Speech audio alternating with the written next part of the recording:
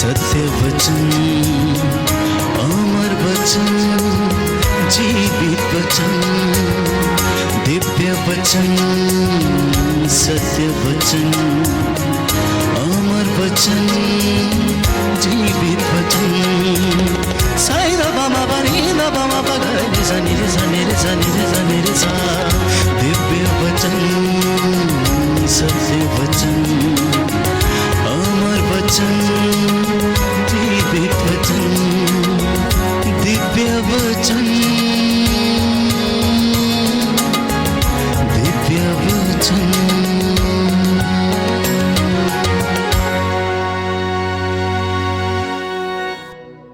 सबको जय यीशु।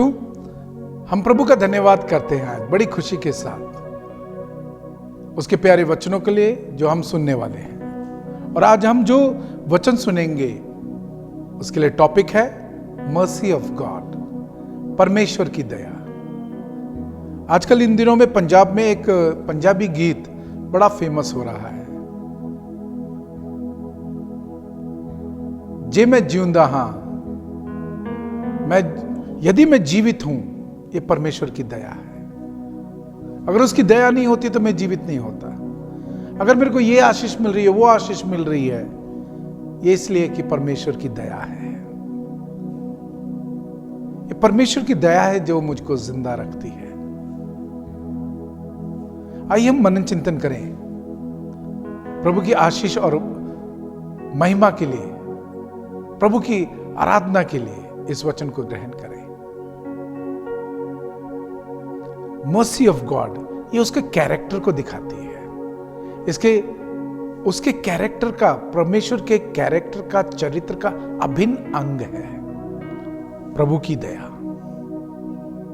मेरे प्यारे भाई और बहनों, आइए खुदा का धन्यवाद, परमेश्वर का धन्यवाद करते हुए हम भाग लें। वचन को सुनने में बड़े दिल से भाग लें, विश्वास से भाग लें। प्यारे भाई और बहनों, जब हम परमेश्वर की दया के बारे में बोलते हैं, किस तरह दिखाई देती है? हम स्तोत्र 103 पद संख्या 13 में पढ़ते हैं, पिता जिस तरह अपने पुत्रों पर दया करता है, प्रभु उसी तरह अपने भक्तों पर दया करता है। तो जब प्रभु दया दिखाता है, अपनी दया दिखाता है, अनुकंपा दिखाता है, वो उस तरह दिखाता है जिस तरह पिता अपने बेटे पर दया दिखाता है। मेरे प्यारे भाई और बहनों, कुछ समय पहले मैंने एक टीवी पर एक व्यक्ति को बोलते हुए सुना, शायराना अंदाज में बोलते हैं वो, कि यदि आपके आंखों में आंसू आ जाए तो खुद ही पोंछ लेना। अगर दुनिया से मदद मांगोगे तो उसका भी कीमत ले लेगी। हां प्यारे भाई और बहनों, ये दुनिया हर चीज को पैसे में तोलती है। ये दुनिया हर चीज को पैसे में तोलती है। कुछ करने के बाद एक्सपेक्ट करती है, आस उम्मीद रखती है कि मुझे कुछ मिलेगा, या फिर कुछ करने के बाद इसने मेरा एहसान मानना चाहिए कि मैंने इसके लिए ये किया। जब ये बीमार था, जी मैं ये था, मैं किया इसके लिए। अगर मैं नहीं होता तो ये मर जाता, मैं नहीं होता तो ये इस तरह नहीं कर पाता था, मैंने इसको यहां पर पहुंचा, मैंने उसको, जब उसकी ये हालत थी मैंने मदद की। तो दया की भी कीमत है दुनिया में।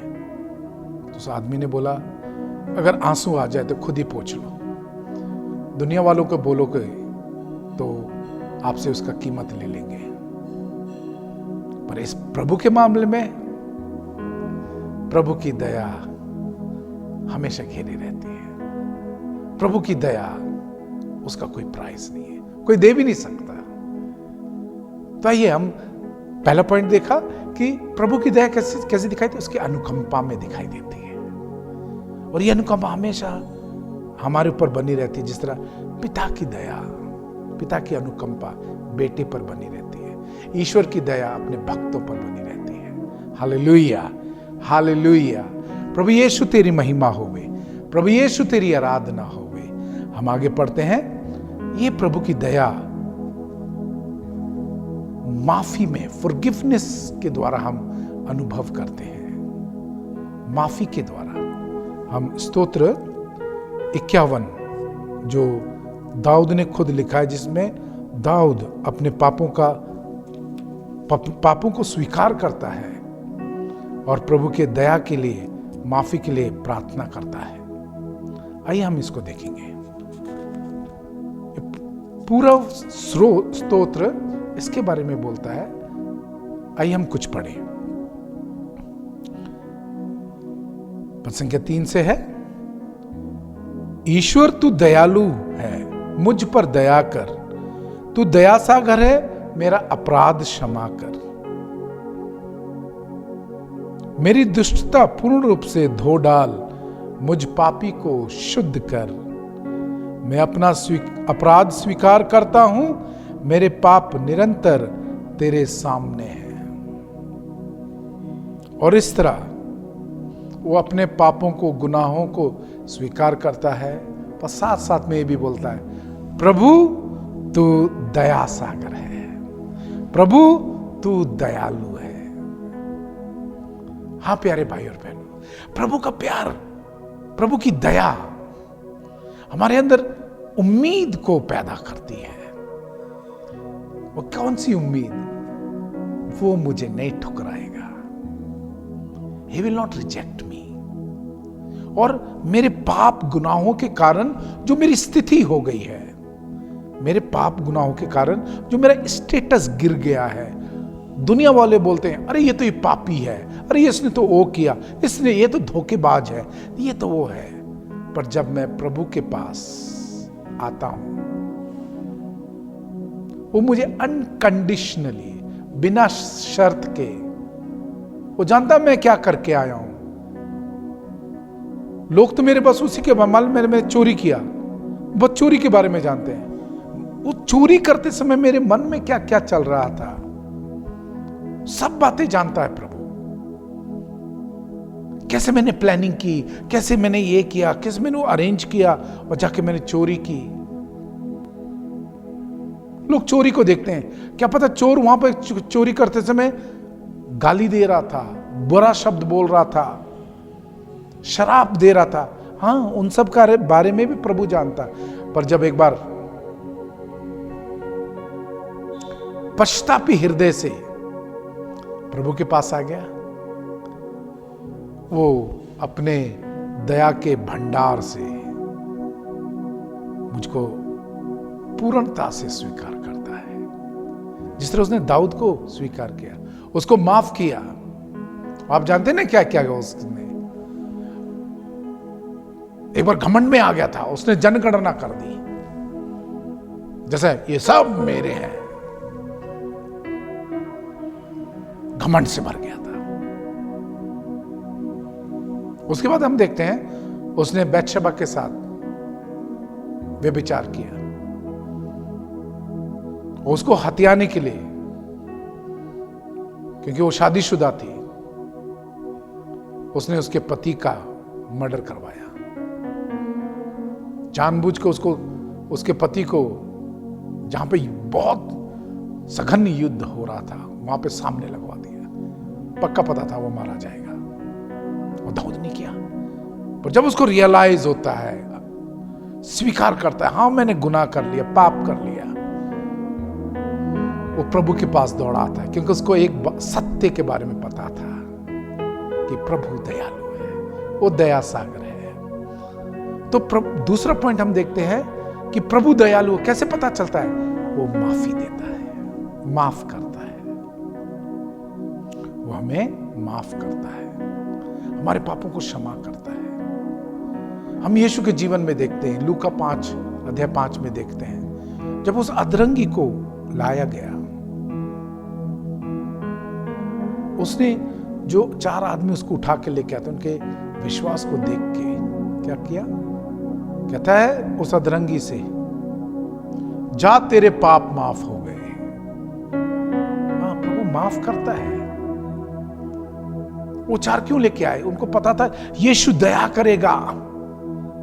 वो अंधा बर्तिमाई क्यों चिल्लाता है, हे दाऊद के पुत्र, हे दाऊद के पुत्र यीशु, मुझ पर दया कीजिए।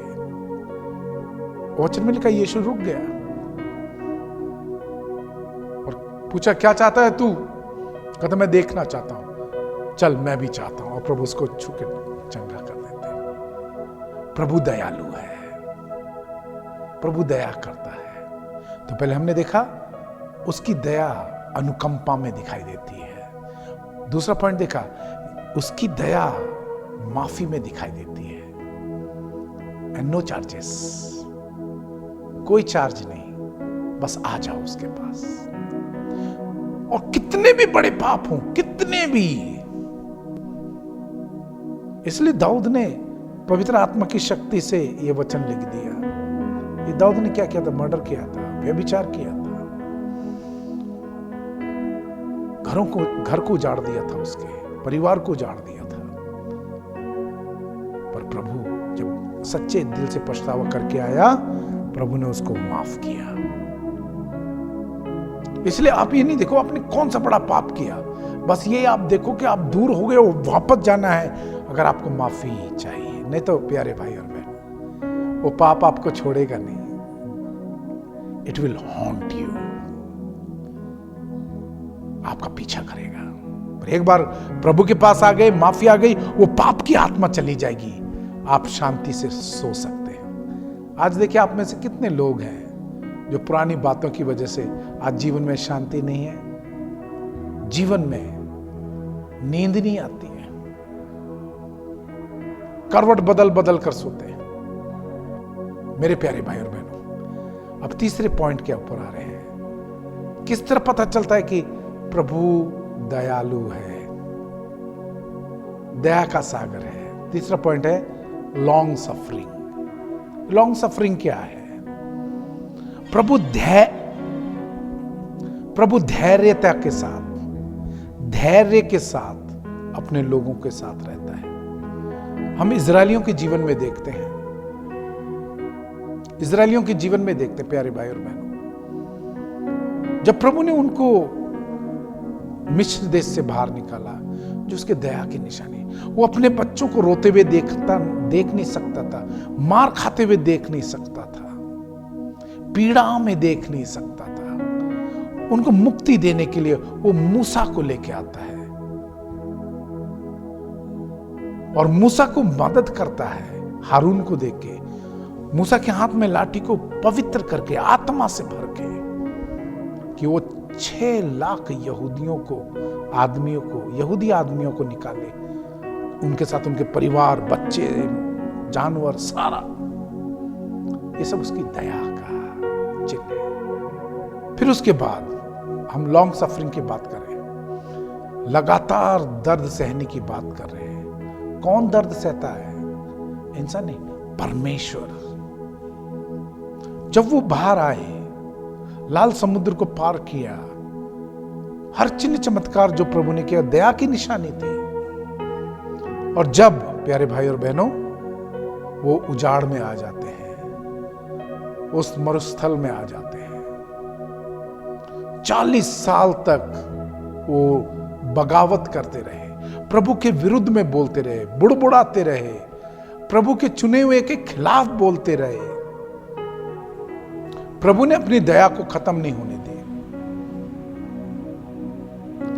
वो कमी कमजोरी से भरे हुए थे, पर साथ में रहा, वो साथ में रहा, साथ में रहा। आपको कैसा लगेगा जब कोई आपकी आज्ञा की पालना ना करे?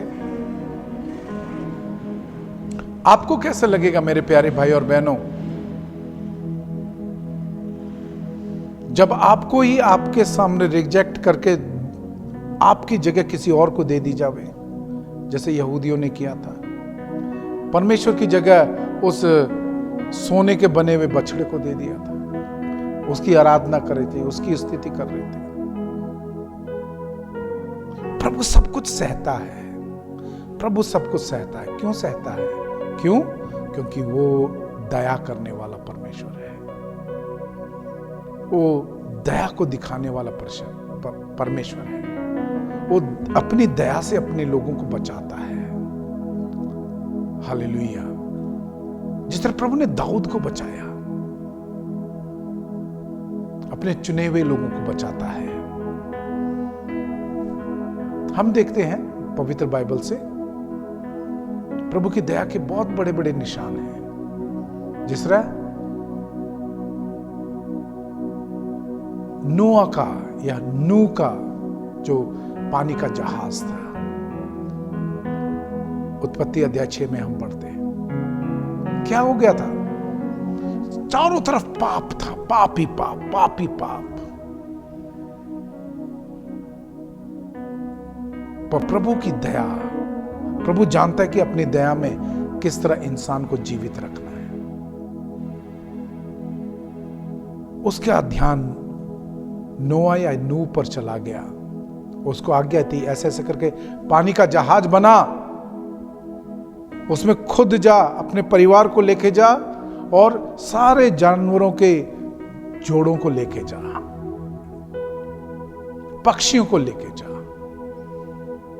हर जानवर का, हर कीड़े मकोड़े का अंश लेके जा। प्रभु ने क्यों बचाया? क्योंकि वो दयालु है। प्रभु दयालु है। और यदि प्रभु ये हमें मनन चिंतन के लिए बार बार वचन दे रहा है कि प्रभु दयालु है, प्रभु दयालु है, क्योंकि आज आप जो देख रहे हैं, सुन रहे हैं, आपको अपने जीवन में इस दया को आज अनुभव करना है। इसलिए प्रभु आपको सुना रहा है, जरिया इस समय इस चैनल को, मुझको बनाया है। प्यारे भाई और बहनों, हम देखते हैं किस तरह परमेश्वर दयालु है। जब हम उड़ाव पुत्र के बारे में पढ़ते हैं, सुनते हैं, लूका 15 में है। आपको तो याद होगा कैसे वो जवानी के जोश में, सांसारिकता की आत्मा से भर के, सब कुछ छोड़ के, अपने पिता से सारा हक लेके कि मेरा है, मेरी जमीन का हक मुझे दे दो, सब कुछ जाके बेच के ऐश परस्ती में सब कुछ उड़ा देता है। सुअर का खाना खाने के योग हो जाता है, उस लेवल तक पहुंच जाता है। तब उसको याद आता है, वचन में लिखा है, जब वो होश में आया। जब वो होश में आया, पर होश में कब आया? जब वो उस लेवल पे पहुंच गया, सुअर के लेवल पे पहुंच गया। उसको होश आया कि मेरा पिता कितना दयालु है। मेरे घर में नौकर लोग इतना मौज से अच्छी अच्छी चीजें खाते हैं, अच्छी जगह पर रहते हैं, मैं कहां सुअर के बाड़े में आ गया हूं। वो बचपन से अपने पिता के पास था, कहीं ना कहीं उसने पिता के दया को अनुभव किया था। तो संसार की कटुता, संसार की कठोरता उसको रियलाइज कराती है कि मेरा पिता कितना दयालु है। और सचमुच वही होता है। जब वो वापस आता है फटे गले कपड़ों में, बदबूदार कपड़ों में, ये तो आ रहा होता है मन में प्लानिंग बनाते हुए, मैं अपने पापा को ये बोलूंगा, अपने पापा को ये बोलूंगा, मेरे को माफ कर दे, ये कर दे, वो कर दे, मेरे को नौकर की जगह रख ले। बहुत सारे प्लानिंग चल रही थी।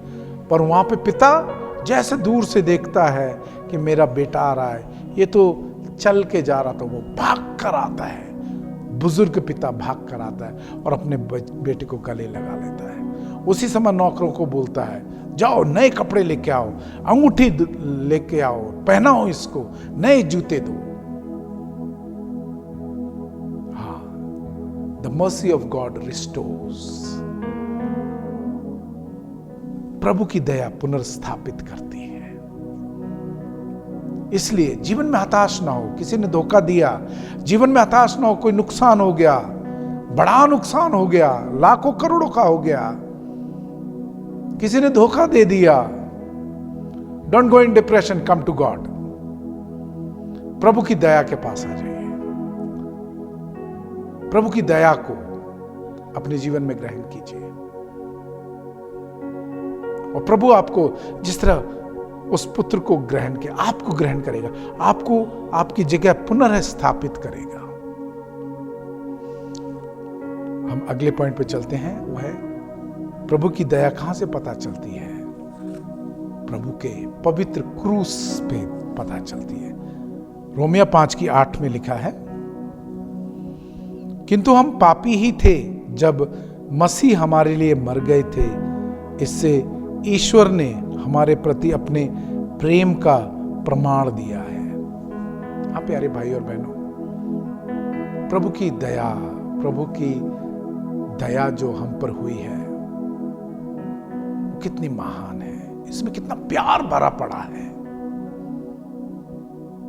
प्रभु अपना नाम नहीं चाहता, प्रभु को कुछ चीज की जरूरत नहीं है, पर प्रभु की दया देखिए, वचन में क्या लिखा है? जब हम पापी ही थे, कोई हमारे अंदर गुण या योग्यता नहीं थी कि हम प्रभु के पास आ जाएं, कह सके कि प्रभु हमारा है, पर उस समय प्रभु दया करता है और प्रभु यीशु अपने बेटे को भेजता है कि वो आपके लिए और मुझ में, मेरे लिए कुर्बान हो जाए, बलिदान चढ़ाया जाए। तो ये क्रूस क्या है? What is cross? Sign of his mercy.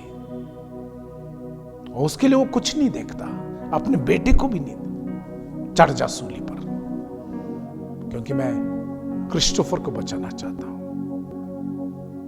मैं इसको बचाना चाहता हूं, उसको, पूरी कायनात को, पूरी धरती को, पूरे सारे लोगों को बचाना चाहता हूं। यह है प्रभु की दया, प्रभु की कृपा। तो हम क्या करें अब प्यारे भाई और बहनों? सीक हिज मर्सी, उसकी दया को खोजें, वचन को बार बार पढ़ें तो आपको उसकी दया के बारे में पता लगेगा। बहुत सारे अज्ञानता के अंधेरेपन में एक दीवार से जा जाके टकरा रहे हैं, क्योंकि उनको ज्ञान ही नहीं है कि प्रभु इतना दयालु है। वो समझते हैं कि लोग, जिस तरह लोग मतलबी हैं, दया भी करते हैं तो मतलब के लिए। वो खुदा को, परमेश्वर को भी समझते हैं, ऐसा नहीं।